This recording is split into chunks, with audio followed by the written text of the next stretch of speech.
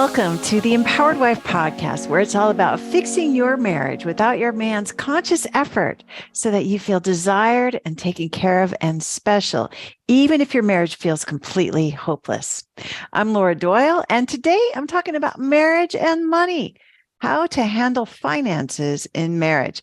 My guest, Diana, was pretty sure that her marriage was hopeless because her husband had moved out, but she decided to go all in with the intimacy skills. She shared her story during the Adored Wife Challenge, and she generously agreed to let me play it for you here on the podcast. Wait till you hear what she did to fix her marriage. She shared those details so you can do it too. That's coming up. But first, let's talk about marriage and money, how to handle finances in marriage. If only getting married made your finances as cinchy as the economists make it seem like it's going to be, like sharing your rent or mortgage and the grocery bills and utilities, it saves so much money. There should be less financial strain on you both, not more. And study after study shows that married couples are at the top of the financial heap for net worth and earnings. But somehow money is also one of the top subjects that couples fight about. It sure was for us in the bad old days. But fighting about money is not conducive to intimacy, and it wasn't helpful for our prosperity either.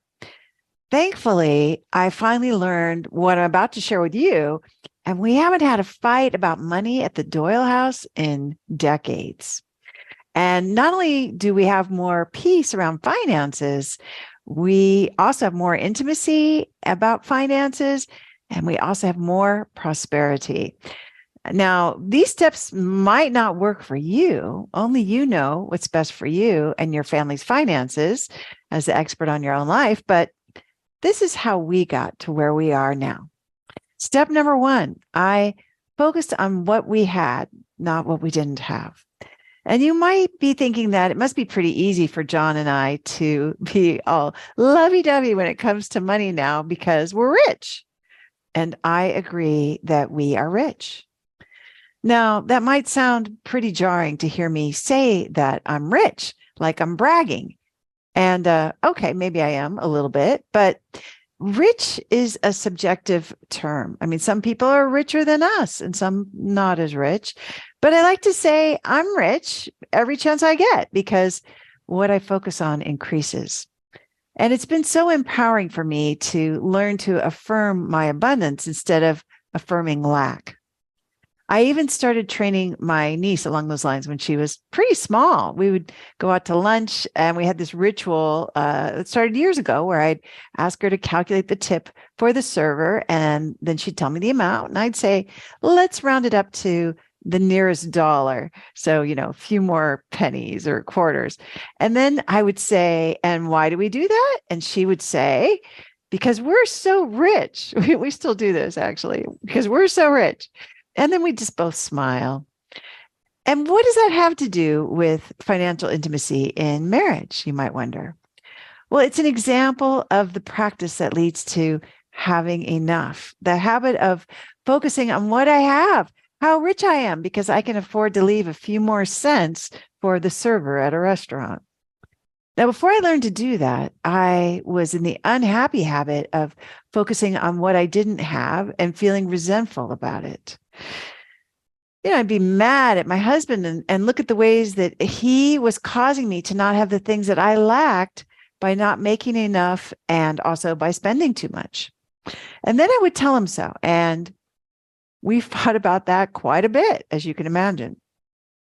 I caused a lot of needless emotional turmoil because I was afraid we were going to run out and I would suffer, which pretty much guaranteed that I suffered because that's how suffering works. Today, I know what to do when the fear hits. Drop and do 10 gratitudes, meaning make a list of the things that I'm grateful I already have, 10 of them, and breathe. Whew. That's better because it reminds me of how rich I am, which just feels like the facts now that I have that well-worn habit of counting my blessings instead of my curses. Step number 2, I spent frivolous money on myself. And one of the reasons I was so quick to get resentful about what my husband was spending or how he wasn't making enough money is because I couldn't bring myself to spend money on the things that I wanted. I talked myself out of just about everything because it wasn't necessary. I told myself I could get by with what I had and other dreary, martyrish things. My thinking was that if I had to sacrifice like that, then so did my husband. And I would tell him so. And you can imagine his excitement about that idea. No wonder I was focused on how much we didn't have. I couldn't let myself buy any of it. It was many years ago, but I still remember the utter thrill and discomfort that I felt when we first hired someone to clean our house. I was so uncomfortable with that financial decision, with all the debt that we had and the savings we didn't have. I was scared that I was being irresponsible and I was going to have to pay. It was going to cost me later. And I was pretty sure that I should have just sucked it up and cleaned my house myself. It seemed like it was supposed to be my job.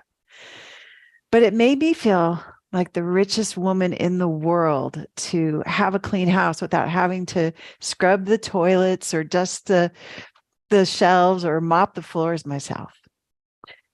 It wasn't easy, but I chose my faith over my fear in spending what little money we had at that time on the housekeeper.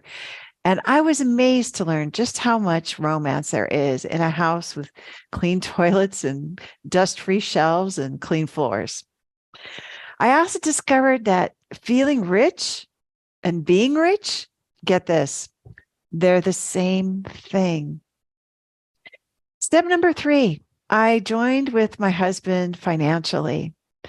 One husband told me that the benefit of keeping separate accounts when you're married is so you can buy a present for the other person without them knowing how much you spent. And I can see why he feels that way. But for me, wanting to have separate bank accounts was more about fear that I couldn't rely on my husband. I wanted to be able to put my hands on money in case I needed something important, like a divorce lawyer. In other words, I wasn't all in.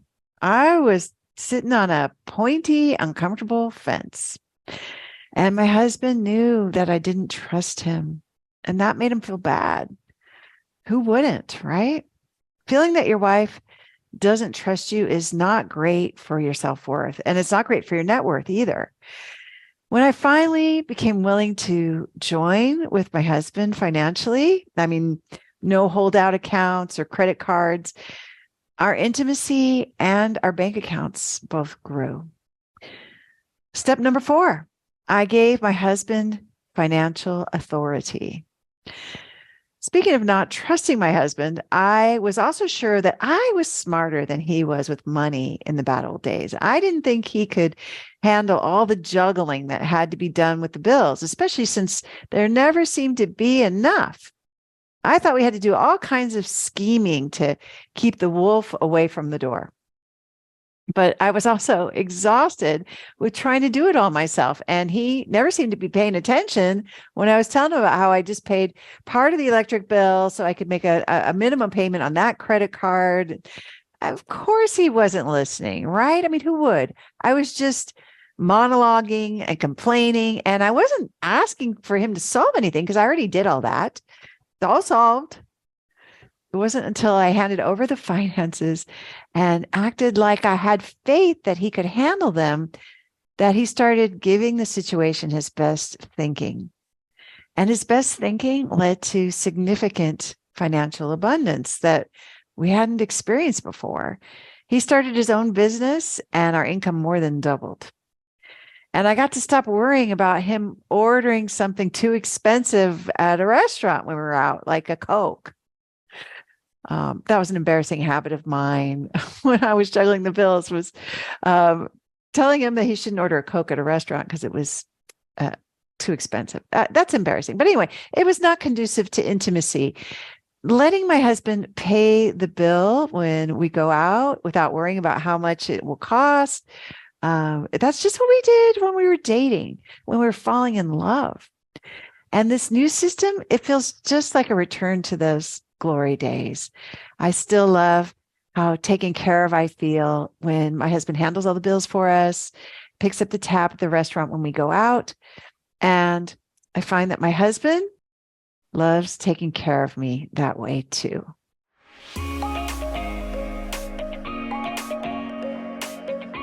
If you're wondering how to get started with fixing your relationship and making it shiny again, then you need a roadmap. Get 6 simple steps to follow that will set your relationship up for success. Discover 3 common mistakes that wives make trying to fix their relationship that just make things worse when you download my free Adored Wife Roadmap. You can do that at getcherished.com. Go to getcherished.com now to get your roadmap in minutes.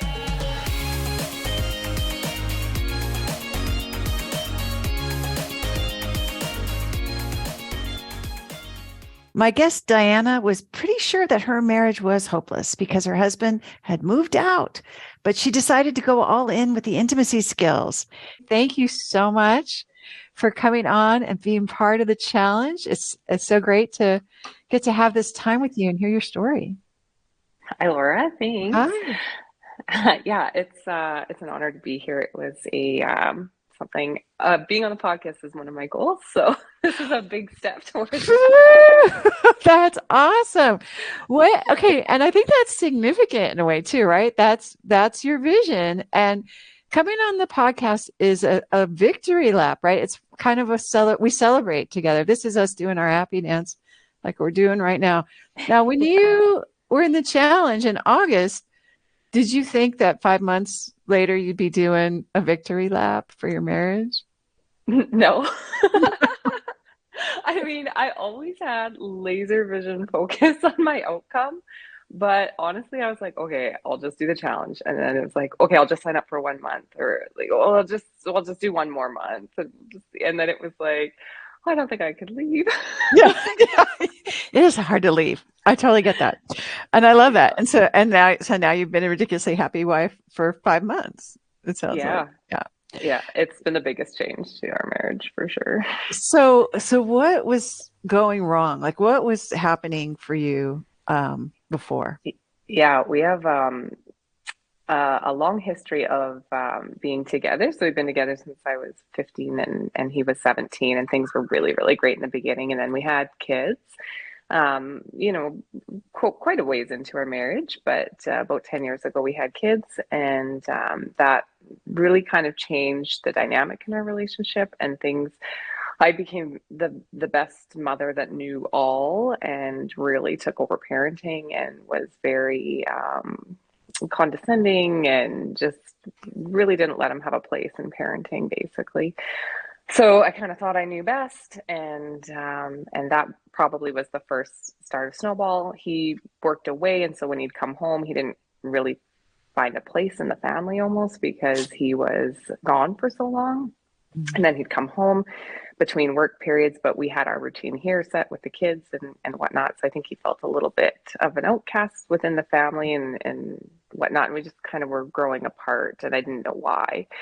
And then it was all those like little pieces of disrespect, right, that built up that I could see that weren't obvious to me. I always thought it was really respectful. I let him do whatever he wanted, basically, and I wasn't controlling of his time, but I was controlling in other ways. And so that's probably where our breakdown happened, and then it got worse, and then he got mean, like really mean. Mm. Um, and so that was really hard, and I never understood why. And I would always say like God, stop being so mean to me. And if you're gonna be mean to me, like don't do it in front of the kids, kind of thing, right? Like I don't want our daughter to grow up and be in a relationship like this. And so just like really putting down his like husband, that kind of stuff. And it just got really bad to the point where I was on our daughter's birthday, and I had asked him to help me carry like a pot up on the deck, and he had said he did it, but he was so angry about it, and I'll just do it myself. And so he was having a smoke in the garage, and I went out there, and I was like, I finally just said, like, it got to the point of that the leading question is what kind of broke it down, and I just said, I know you love me, but do you even like me anymore, kind of thing. And he just kind of shrugged and was like, well, I don't know, not really. And that was Mm. the breakdown. And then so that Mm. snowballed into Ouch. yeah, it was a big ouch. Yeah. Yeah, yeah. And so that snowballed into a year of kind of in-house separation, but was never labeled as a separation. So he lived in the basement, and we weren't intimate. We didn't act like husband and wife. It was a lot of State of the Unions on my part of trying to figure out like what was going on, like what caused this, what's going to be of us, are we going to work it out, and he's just yeah didn't take to the State of the Unions. Imagine that. So Of course, you didn't know that at the time, right? You didn't know. no, No one ever taught you how else to do it, right? This is, oh, no. And I looked online and I looked for all the resources and I never found you, Laura, at that time. I found this one thing, and I just kind of remember saying like to him like, I love you, but I don't need you. Like I'm okay. And like but I want you. And I think it kind of nudged me along long enough and to where I just kind of stopped talking about anything, and we just lived this like really weird separate life for a while. And then I went away on a girls' weekend. It was the first time I'd ever really done self-care for myself since having kids. And my daughter is 10. So it'd been like 10 years since I really, kind of put myself first. And I thought like, I got to get out of here kind of thing. And I went away for a weekend with my girlfriends, and I came home and my kids were talking all about these new friends that they have. And well, okay. And then the next weekend I thought, you know what, I'm going out with like my girlfriends for the day, and it's the same thing. They came back and it was talking about these new friends and these new friends, and I was like, oh, and their dad had taken them with their new friends, and it turns out that it was another woman's children. Yeah, so oh, that's where the revelation came about, that there was another woman, oh, and it had been going on for 4 years. And so this oh, this was in May that I discovered this, and so that really blew things up. And it was honestly at that point I was actually really happy that I thought, okay, well, at least I know what the cause is now. I can there's do some something with this. relief. Yeah. Oh, I Yeah. can do something with this. Okay. Yeah. So, Yeah. And yeah, go ahead. well, Sorry. I'm like, what can you do with it? Like, now, Yeah. now what? What? Well, I'm very much a born fixer. I've always been Miss Fix It, which I found out was quite disrespectful later on. And so I thought, okay, I'm gonna fix this too. And so I hit the research hard, and that is what I found you. And Oh, so, it yes. wasn't time. It wasn't your time yet. It wasn't time. No, no, So, no, unfortunately not. But this was the first thing that gave me hope. And so I unfortunately found also all of the bad relationship advice that you talk about on the podcast. So I found everything, and I dove in hard with everything, and I just experimented with every single thing that I came upon. And yours was legitimately the only thing that actually gave me any glimmer of hope. And anything that actually worked with my husband. So there was two instances I can think of in particular around that. And one was when I read about the marriage counseling, because he really didn't want to do counseling, and I was really pushing for any kind of counseling, and he very much pushed back and was adamant that he wasn't doing that. And one of our State of the Unions, I had read the book, and so in one of those State of the Unions, I had said, I read this book, and she thinks that like marriage counseling is a bad idea and we should not do it. And he said that that was one of the first times he thought that, okay, this might actually be able to be fixed. just that you were Yeah. reading a book that said don't go to marriage. Yeah, even yeah. Okay, wow. So that Yeah. gave you some hope too, Yes, probably that because one. as you're describing this, I mean, this sounds like a painful time. Even though you're in fix it mode, I imagine you're also crying yourself to sleep, Oh, or yeah. right. This is a bad time. Yeah, it was. It was really spiraling. I ended up going off on stress leave from work. I'm a nurse, and I took, like 3 months off in the summer, which is not good for our clinic during vacation hours. And I couldn't focus on anything other than my marriage. And I just felt completely out of control. I felt like I was spiraling in every area of my life. I also have, our daughter has medical issues. She's a diabetic and a celiac. And so between that and this, it was, well, my whole life was blowing up basically. And, you know, this was the man I'd grown up with. We were teenagers when we met. It was horrible. It Just is horrible. horrible, awful, just Mm-hmm. heartbreaking to hear all this. Mm-hmm. Okay. Wow. Yeah. Okay. So that was the first incident that you felt some hope was Yes. during the State of the Union. That was didn't go as bad as usual, it sounds like, maybe. Oh, Laura, I was the queen of State of the Unions during that time. It was so bad. But in one of the other ones, same thing. I just kind of grasped onto anything I thought might be helpful. And the one thing I did, when I was reading your book and you talked about the gratitudes and to make a gratitude list, and that was something I did, and it really opened up my heart for myself. And so I thought, you know what, I'm going to share these with my husband. So we had a State of the Union where we were kind of deciding what we were going to do next, and if he was going to stay or not. And at that point, it was kind of already at the point where it was like, yeah, we're probably not going to stay together. And so I thought, you know, I'm going to read these to him. And I read him this list of like, I think it was like 20 gratitudes that dated like way back to when we were teenagers, of like all these like amazing things that we had been through and that I was, you know, really grateful to him for and whatnot. And at the end, he actually was like, wow, that actually made me cry. And this is my like big, rough, tough oil field man that doesn't share feelings. And it made him cry. And that was my next sign where I was like, okay, I'm onto something here. This is good. Wow. Wow. So you Yeah. got a sign like that there's hope. You Mm-hmm. got a vulnerable response from your big, strong man, your big, strong oil field man. Yeah. Wow. Wow. Okay. So you were doing the gratitude.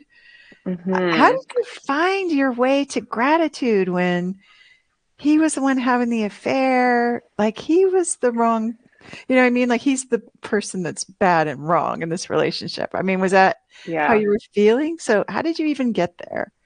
Well, we had many State of the Unions along the way, and it was very much like, I'll just teach you. I'll learn all about affairs, and then I'll teach you about affairs. It was bad, but the gratitude came. I think honestly, I was just grasping at anything that might help me, and so that kind of came. And it wasn't something I felt great about doing at the time, but I I'm a pretty studious student, I guess, in the sense that like I want to do everything right. I want to do it, and Laura said this will work, so I'm gonna try it. And as I started with one, it kind of snowballed into another and another, and it's like, oh wow, like maybe he wasn't so bad all those years. Like maybe he really was a good dad, and maybe he really was a good husband, and it really was like my first eye-opening piece to that too. Wow. Yeah. Wow. So this is really you going out on faith and choosing to see the good in your husband, even though the bad was pretty glaring at that point. And Yeah. but desperation's a good teacher. It was for me too. Like, gosh, I'm desperate. Okay, what else have I Hmm. got? I might as well try this kooky stuff.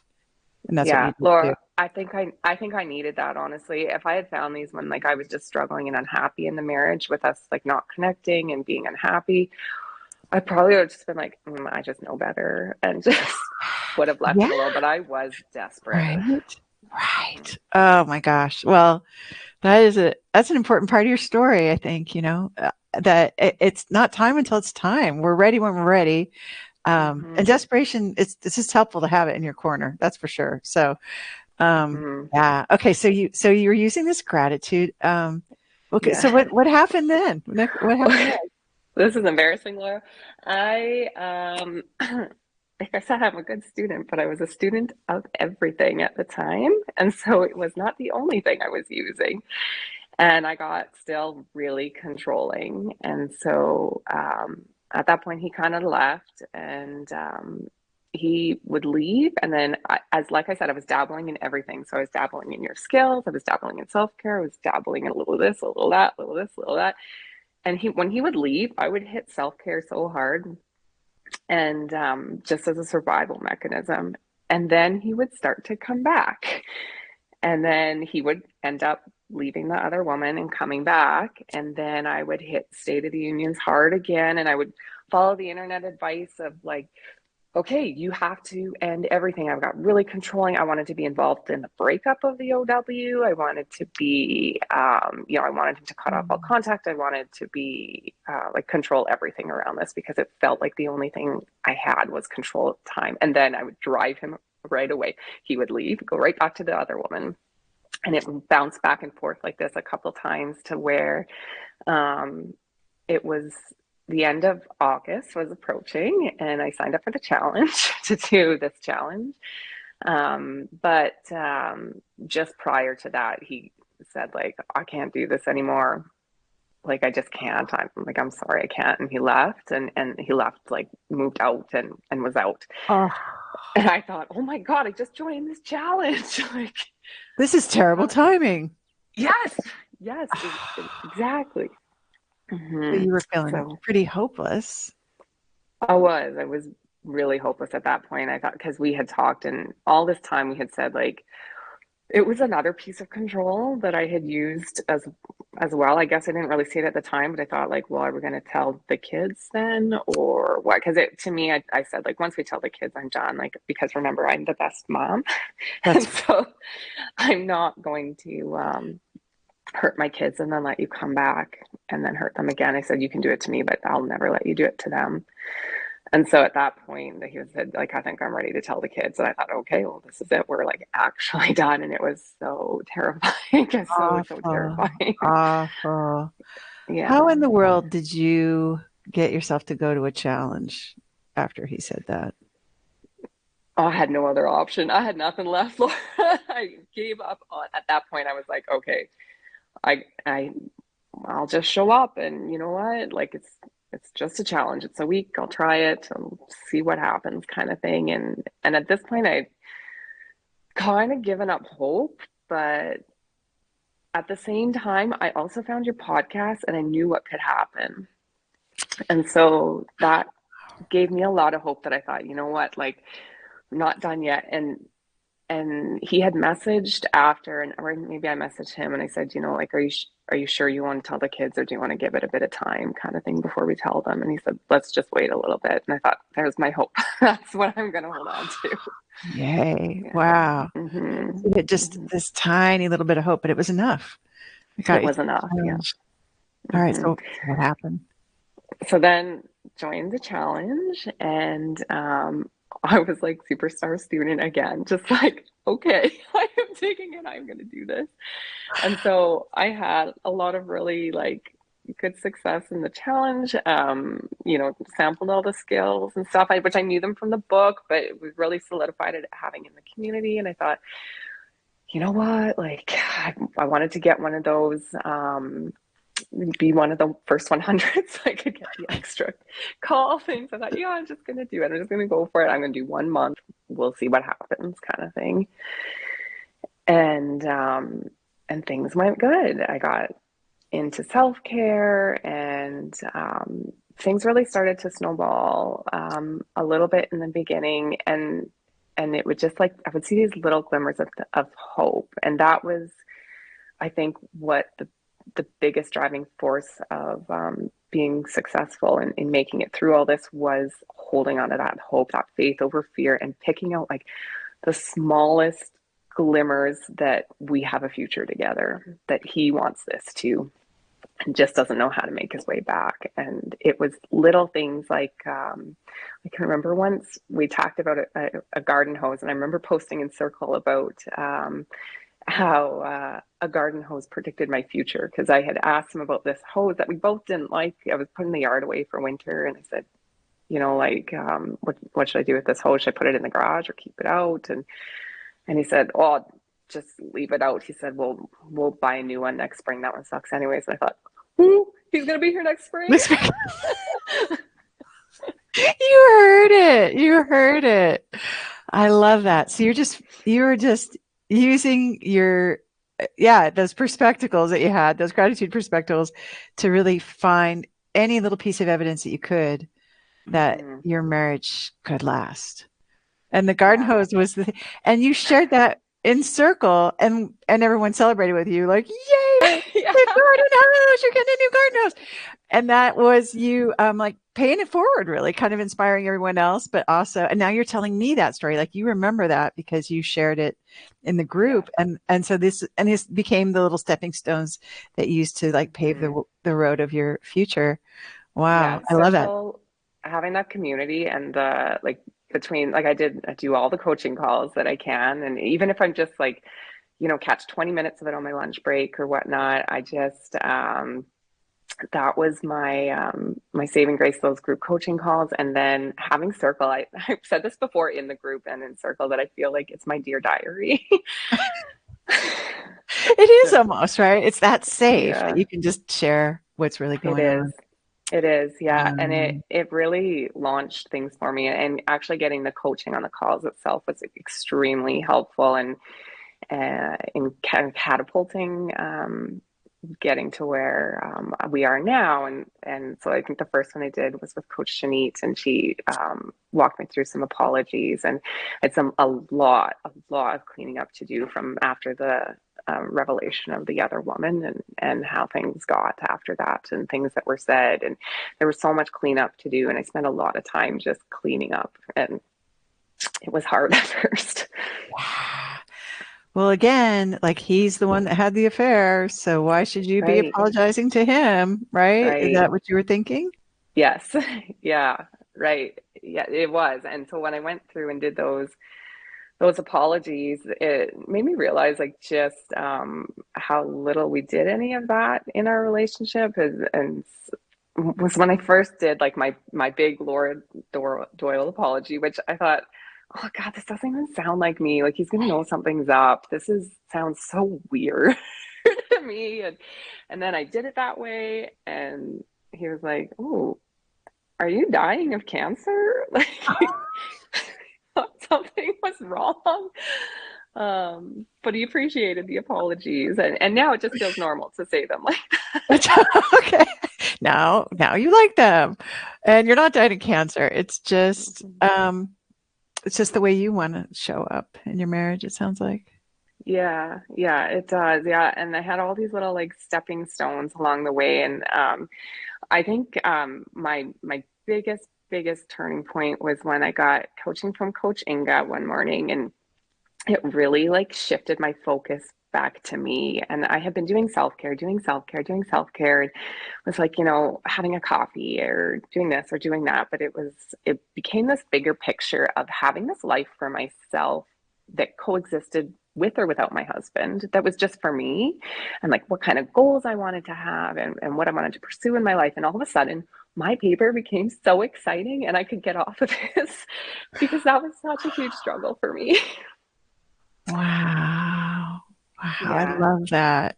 So what kinds of things did you put on your paper? Or like what kinds of things showed up there? Yeah, so for me, it was a lot of like, okay, well, what kind of things do I want to achieve in my career? What do I want to like do for travel? What do I want to do for like my own physical activity? I started making gym goals and nutrition plans and all of these like really fun things. I wanted to go away with my girlfriends. I wanted to do things with my kids. I wanted to, all of a sudden my paper got fun again, and it had been boring for years. I had no hobbies. I had nothing. My life was my kids and my work, and I did nothing else. And it was sad. And I remember saying like, God, people ask me what I like to do, and like, I don't know. I like to go to the bathroom in peace without my kids knocking on the door. So now I have Ambitious. hobbies. Yeah. Yeah. Yeah. Oh gosh. And so probably wasn't as much smiling and laughing um as there like when your husband fell in love with you, that 17-year-old, that was you're probably like all smiles and singing and dancing and laughing and Yeah, it was right. super fun. I used to dirt bike and like it was super adventurous, and I quit doing any of that when I had kids. Yeah. Yeah. And but now she's back. That Hmm. girl is back. It's super Yeah. exciting. Yeah. So how did your husband respond to that? Oh, he loved it. It was like he loved that I was happy. And I I can remember hearing in the book and being like, yeah, maybe your husband, not my husband. My husband doesn't care if I'm happy or not. Yeah. And he does. He so does. And it made all the difference that I think he just felt so light that he wasn't responsible for my happiness, right? That I was taking care of that. And, he just got to see it. And keeping in mind that he wasn't living with us, he had moved out. So he had told me that he'd moved out and moved in with a friend. And I never wanted to know the answer. I remember the coaches saying, like, no leading questions, like, especially because you might not want the answer. And so I didn't ask any leading questions. He had said that he had moved out to work on himself and he was living with one of his friends, and whatnot. And that, and he had said at one point that his end goal was his family together. And I clung to that, like, for dear life. Hmm. So when I started to get happy, he started to come around more. And, I would try to invite, but without in a controlling way. Like I'd be like, oh, like we're having a hockey night tonight with the kids kind of thing. And I would just kind of tell him what we're doing. And then sometimes he would show up, sometimes he wouldn't, and just trying to like drop those expectations. And then he'd start coming around. And then, I was feeling so good about myself that I started to get like quite a bit more flirty, and those kind of pieces started to amplify as well. And that it became was fun to be around again. So you like enjoyed being around yourself more than you had been prior. Yes. In fact, I remember posting in Circle that I was like, oh, I might have gone too far with this because I'm like so in love with myself. I don't know if I need anyone else. I love it. I love it. Now, did you ever worry that he's going to think I'm happy without him? Like I'm happier without him? Yeah, I did worry about that a bit. I did, yeah. And I think that's pretty common for a lot of us feel that way, but it really wasn't at all. Like he was so happy to see me happy. And I could tell like and then sometimes I would tell him like, I'm so happy. Like I just really happy today. Like I did this and that and stuff. And he would say like, oh, that's good. Like that's so good. Like he was so I could feel him light about it, that he felt as I think he was so scared that he had hurt me so bad that there was no recovery chance for us. And so I think he saw with me being happy that saw like this could happen again. Wow. Wow. That sounds Mhm. amazing. That must have taken a lot of courage to do all this. Yeah, it did. Yeah, it did. And but like I said, I had nothing to lose. Like he had already moved out. He had been back and forth between the other woman for a long time. And he said the classic things too when that revelation came out that like, I care about you, but I'm not in love with you anymore. I don't feel that way about you. I don't like I like he was, and I thought, God, this is hopeless. Like he doesn't love me, and he was madly in love with the other woman, and it was a hard pill to swallow at that time. And Awful. but Awful. yeah, but falling in love with myself again turned our page around, because that's when I got to be happy again and magnetic again, and fun and whatnot, and flirty, and we rebuilt that connection little drop by little drop. And I listened to Stella's story repeatedly, and I just that was like my mantra the whole time. I thought like, on the lighthouse I can weather the storm, Yeah. and just over and over, to the point where like I almost got a little lighthouse tattoo. Like I thought, oh, this is like I am this lighthouse. And like I can remember kind of taking away from one of Coach Tammy's calls about this like Oreo analogy. And I remember thinking like, I've got either ends of this relationship. Like this is our beginning that was so magical and so fun as teenagers. And then like this is our like end, this is my vision. And like anything that happens in between, it doesn't matter. I am just going to like give him the space to make these mistakes on his own, learn his own life lessons. I'm going to build this own amazing life for myself alongside what's happening now. Whatever happens in between doesn't matter, because I've got each end held up. Wow. Yeah. That's so, it just sounds so strong, so determined, very intentional. Like you really held out that vision for what you wanted your family to be. And it matched what you'd had when you first fell in love. So I Yeah. love that. So then what Yeah. happened? So little by little, this little like drop tilted the scales to where we kind of started rebuilding this friendship and we became friends again, and that was fun. And then we had gone Christmas shopping for the kids, which was the first time I included him in that, which was a big respect piece. And then we had PI for the first time in 3 months, and things were going great. And I thought, oh, this is it. Like, we're coming back together. Like, this is happening, kind of thing. And then I got a huge bomb drop from my father-in-law, who was living in Mexico. And he messaged me and said that my husband was living with the other woman and had been for months. So all of this happened alongside him being with the other woman still. And I didn't know that. And I had had some suspicions along the way. And I really, honestly, I didn't want to know. I feel like my brain is such a powerful tool, and it's either going to work for me or against me. And if I can be blissfully unaware and really practice these skills for me and, authentically do these skills, I thought I'm going to have a better chance not knowing. And, but then, it got kind of dropped in my lap, and then there was no denying what was going on. And it was a hard pill to swallow again. But at the same time, in the past, that would have broke me. And I would have thought, that's it. Like, here we go, one more time again. But all I could see in that moment was he doesn't want to leave. If he wanted to leave and he was living with her for months with her kids, like, he would have said something. He would have left. He would tell me. And so it was this finding those little nuggets of hope that really kept me driving forward. And that was a big one for me. Was I thought, well, he doesn't want to be there. If he wanted to be there, he would have told me, and he would have left. We would have told the kids, and we would have started moving forward with a life apart. And so that was my nugget of hope. And so, Amazing. yeah. And so okay, so I want to ask you, because I think a lot of times women, when there is another woman, he's living with the other woman, they say, well, I don't want to feel like a fool. I just don't want to feel like a Hmm. fool. Yeah. What would you say to, I mean, because I love your perspective. You're like, yeah, well, he's living with her, but I think he wants to be with me because otherwise he would have left me. Like he's had plenty of opportunities to leave me, but he's not. Hmm. So Hmm. what do you say about that? Well, I think I have this like a little bit of help in my corner, that I've never been a really prideful person. I've always been pretty open and wear my heart on my sleeve and not too scared about making mistakes and other people seeing.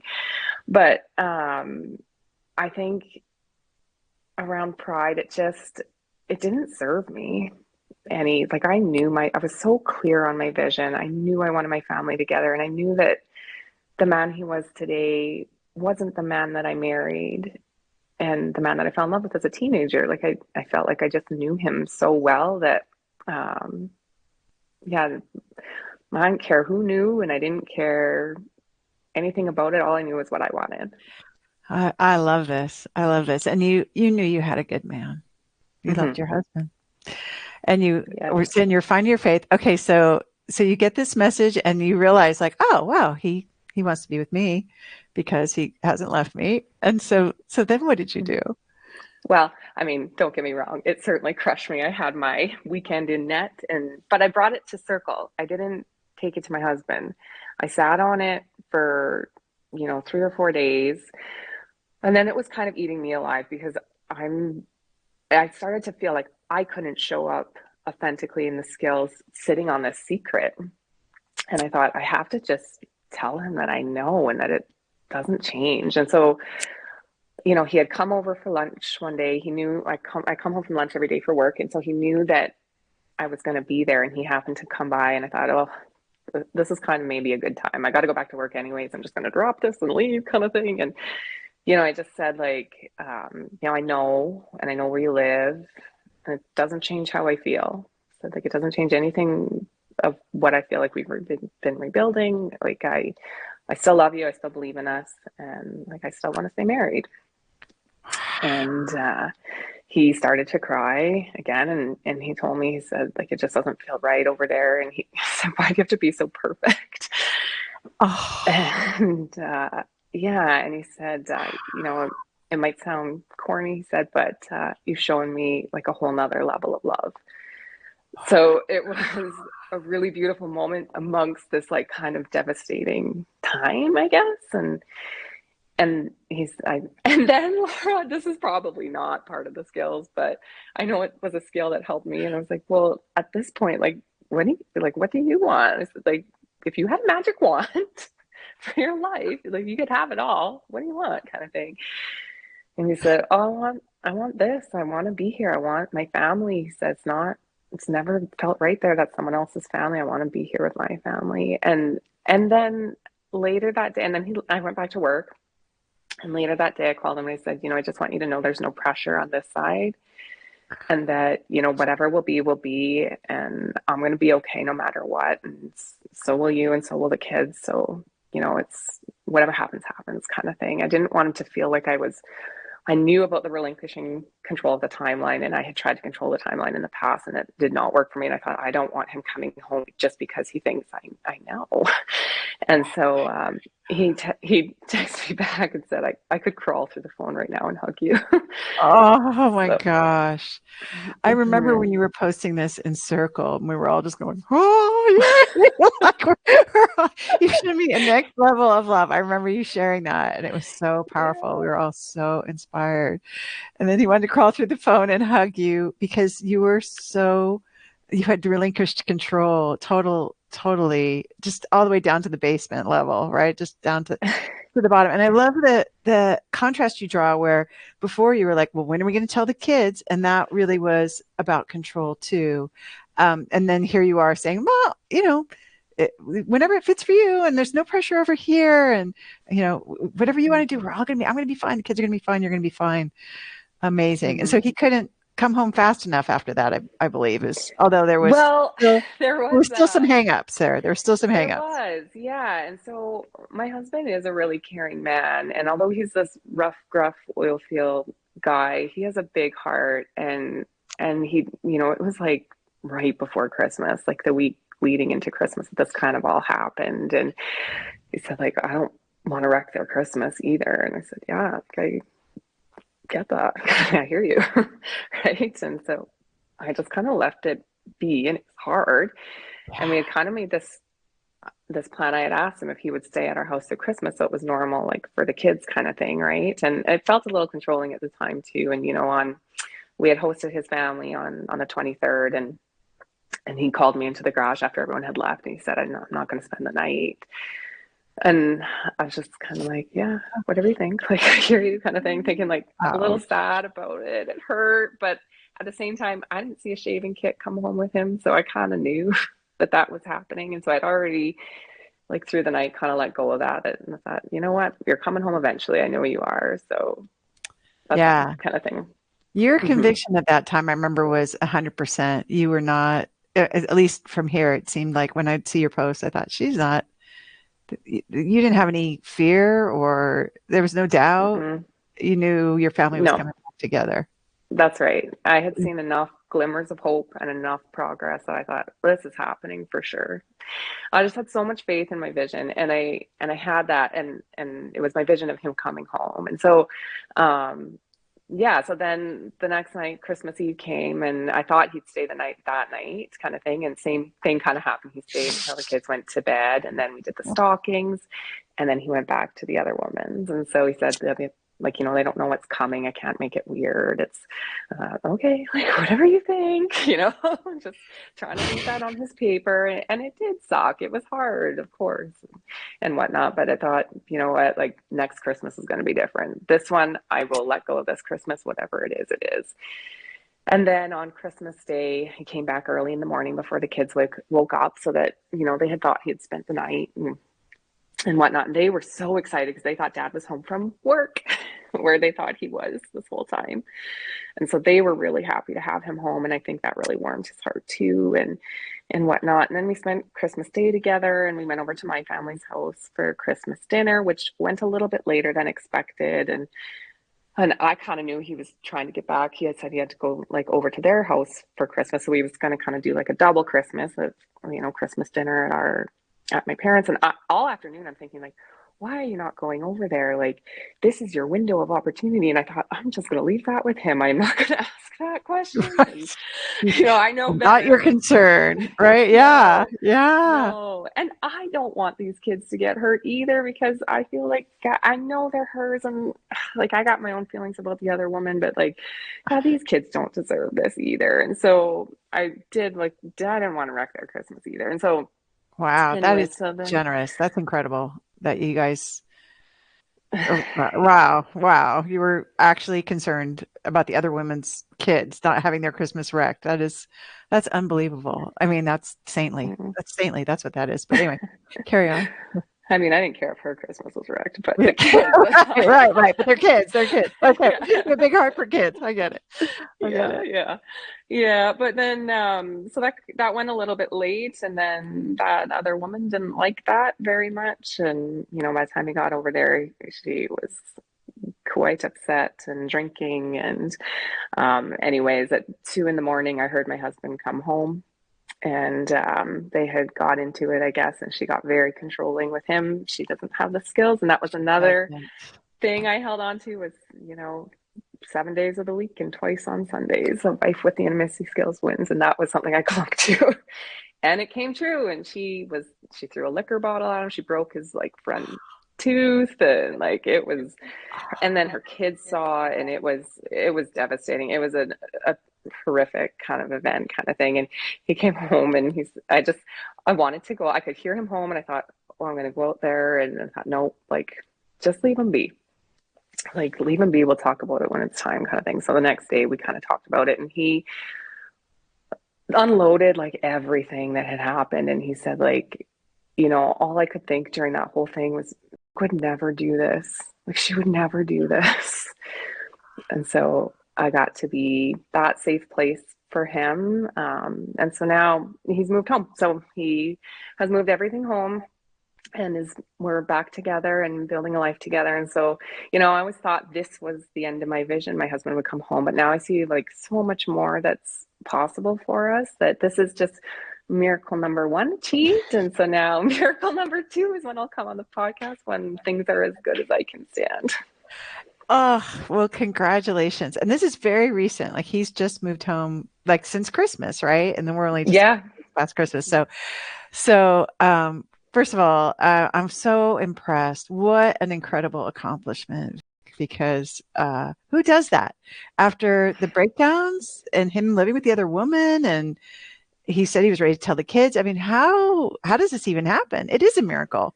It is a Yeah. miracle, but I give you credit. You did it. Thank You knew what you you. were doing the whole time. Thank you. And Laura, I was going to say about the podcast, I think it was your very first podcast when you did your worst relationship advice of the week, and you talked about your own advice and the surrendered wife about how you have to have a good man first. And I thought, Yeah. oh God, I don't have one of those.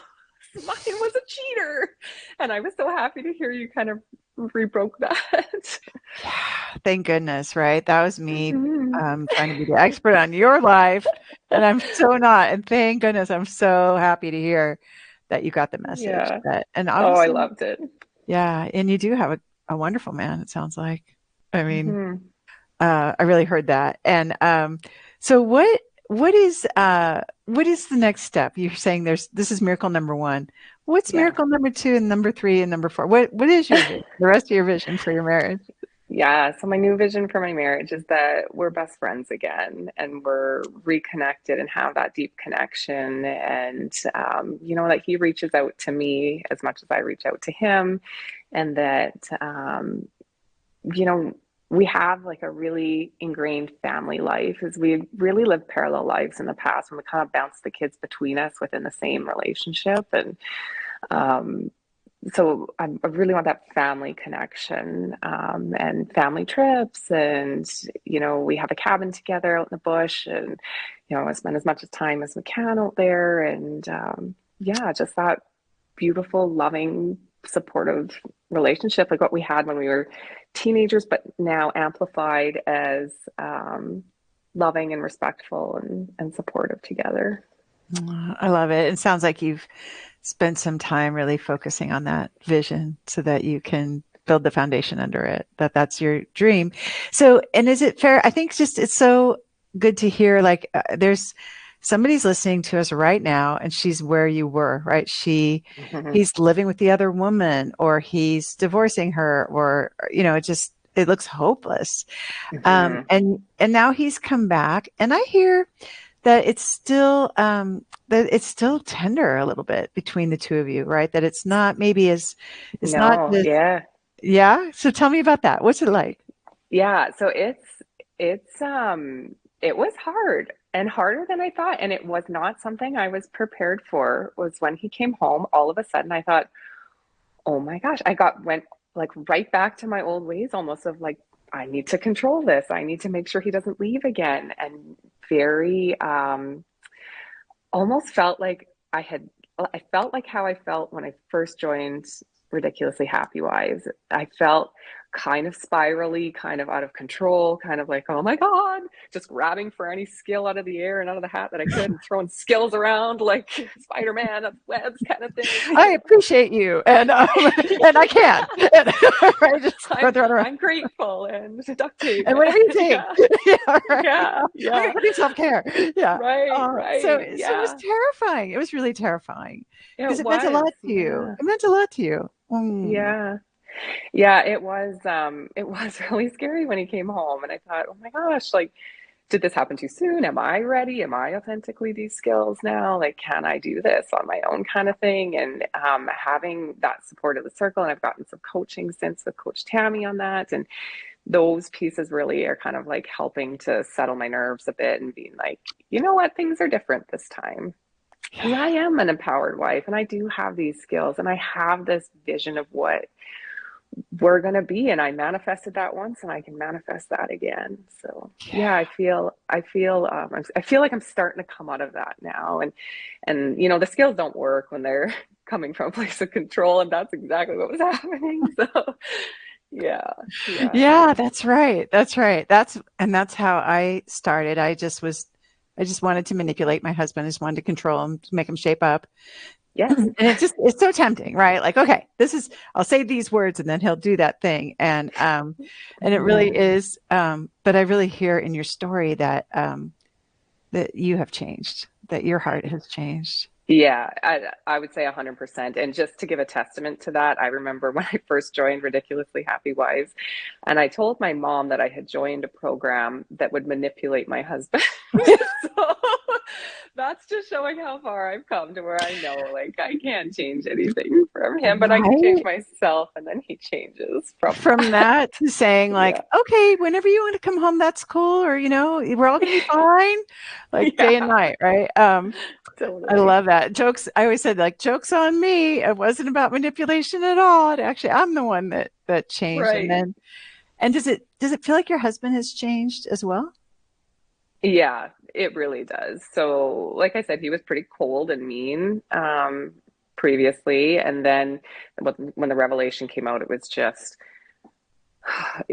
he was broken as much as I was, I think, and so when we when I joined the skills and really started to change that thing. There was a time when like I was everything I said to him was controlling. Like I didn't even have a word to say to him. I remember sitting in the garage together and saying, like, it was just kind of silent. And I was like, I don't even know how to be around you anymore or like how to talk to you because I am so controlling and just trying to leave that kind of be. And he was always like kind of like awkward and tiptoey around me, I think, after the affair piece, because he was so scared of how he hurt me, I think, and whatnot. And so I think that that me changing and becoming happy again let him kind of relax, and that opened up to rebuilding a friendship, and we became friends again. And that was what I missed the most was my friend. So that was really, really sweet. Yeah. So yeah, he has absolutely changed. We still have a long way to go, I think, in our relationship to as happy, or as good as I can stand, or As you can whatnot. stand. And yeah, but yes, absolutely. He's, started to mirror a lot of the skills with me as well. And, in pieces and small pieces, right? It's a little bit at little times, and it's there, it's coming. Yeah. Amazing. What do you think? Let's just say if you'd been to the challenge and decided, no, it's too late. I don't think it's going to work for me, and you didn't join Ridiculously Happy Wife, like, where do you think things would be now? I might have dabbled back to the book and clung on to that and tried to do as best I could, but I needed the community. I needed the daily check-ins. Like, I participated hard in group coaching calls. I try to say something on the wins and something on the challenge or on the takeaways, and posting in circle. I try to post, fairly frequently. Anytime things happen, I wanted a documented case by case that I could look back at and really see that those changes. I think that had I never found you and never joined the community, I think it would have been State of the Union after State of the Union. And I can even remember my first month in Ridiculously Happy of just being like, okay, I'm just going to send this one more thing about affairs to him and be like, okay, I'm just going to hold one more State of the Union, just one more kind of thing. And it would always end bad. I was like, oh, why'd you do that again? And it was like, one more.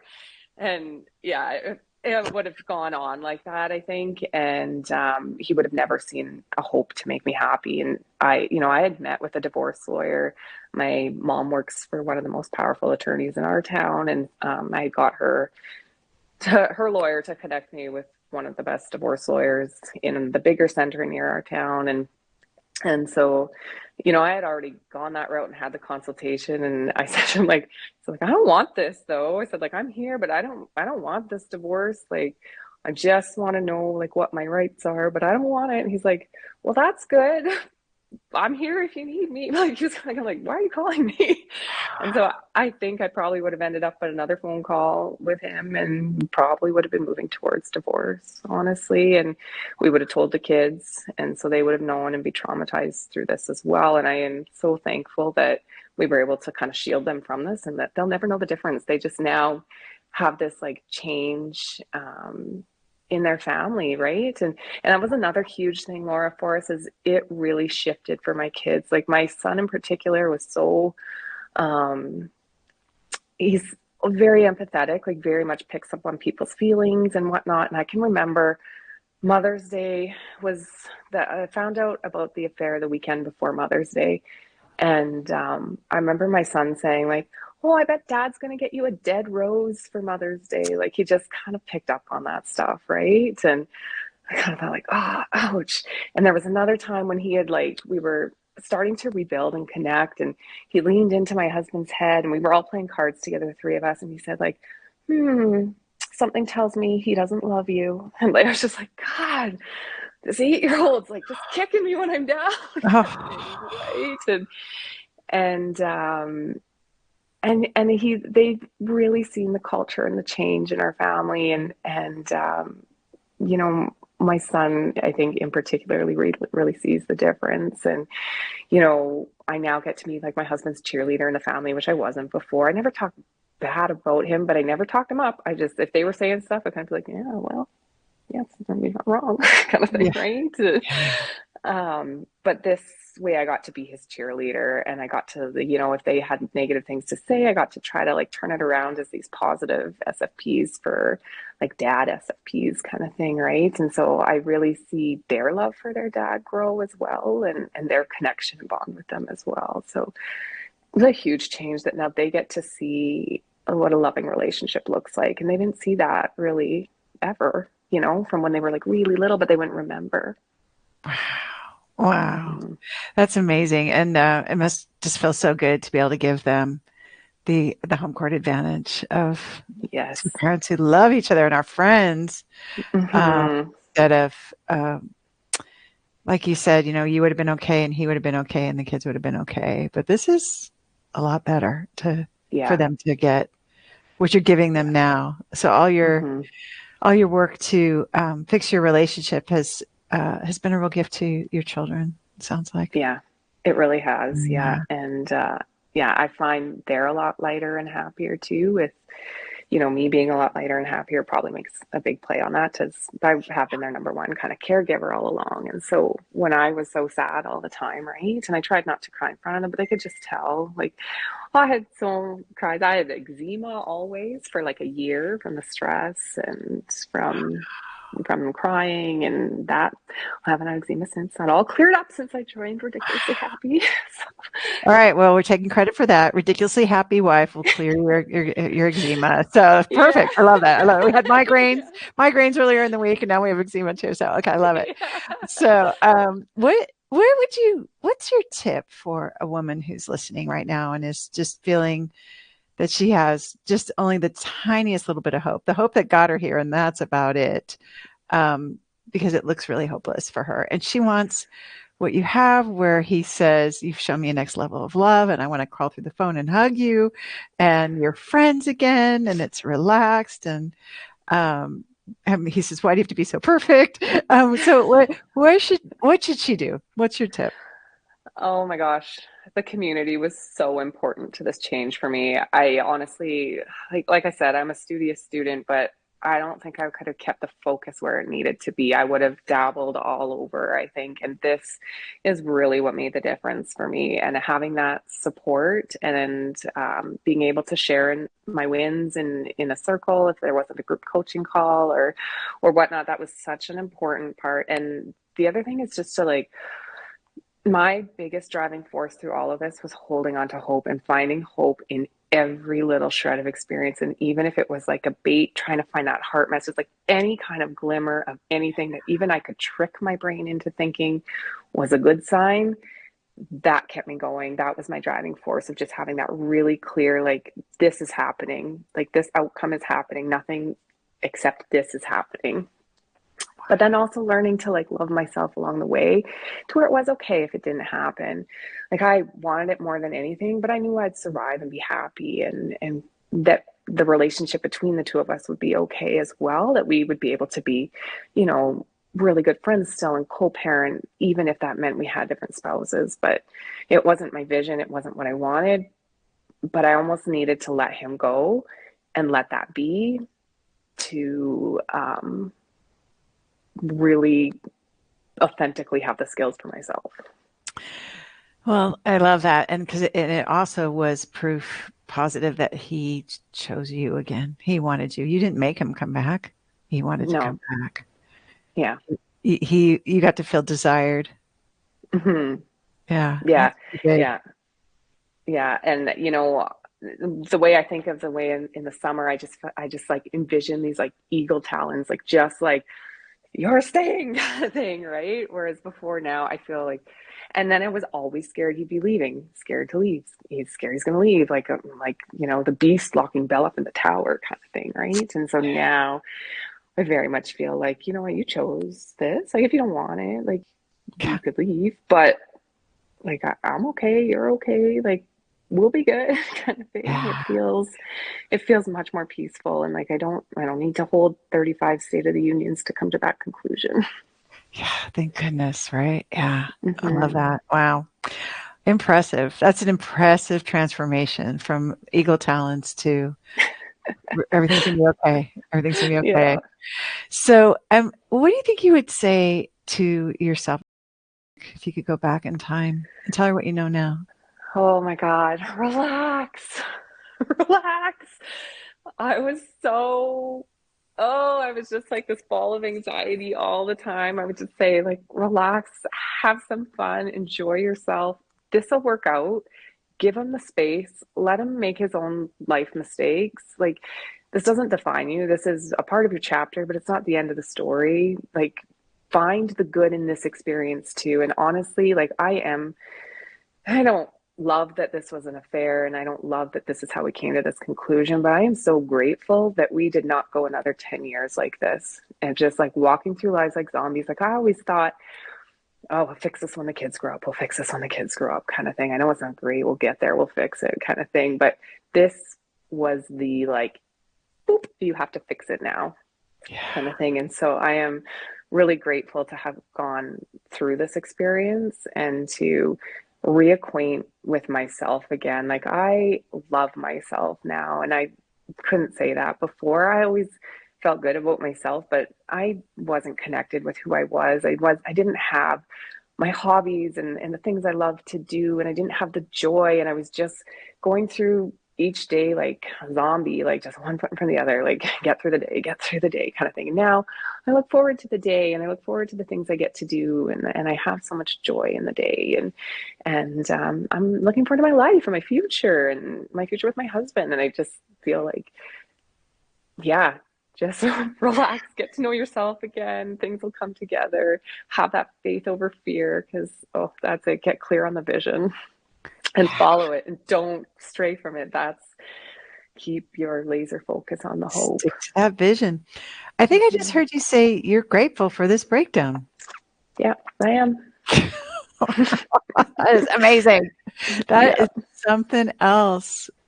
Oh, I'm astounded. Well, I really like when you're talking about how much you love yourself. It just like occurred to me, like, I love you too. Like, you just are so endearing, so attractive. I've been so excited to get to watch your journey.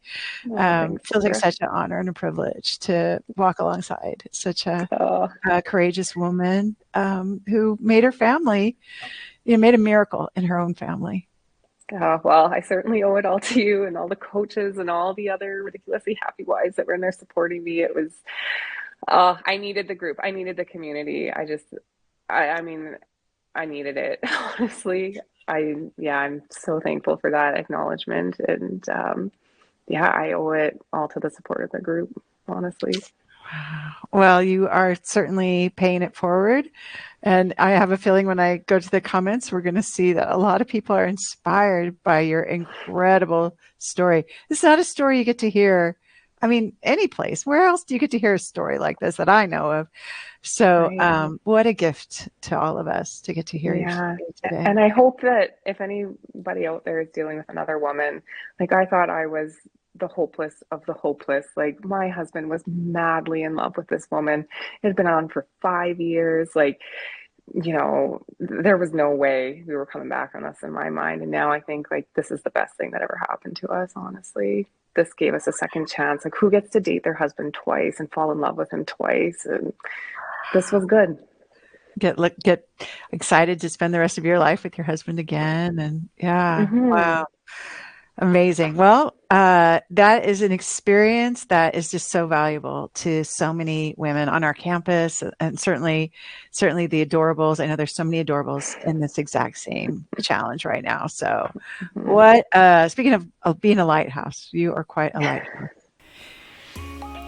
If you'd like to be my guest on the Empowered Wife podcast and share about how you fixed a struggling relationship using the 6 intimacy skills, I would love to interview you.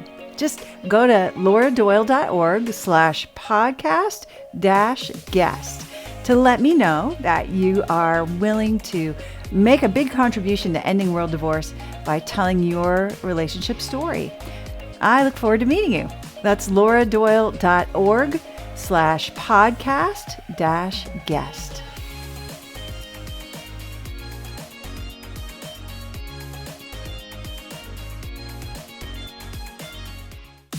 Listen and subscribe to the Empowered Wife podcast. Next week, I'll talk about your journey to becoming a ridiculously happy wife.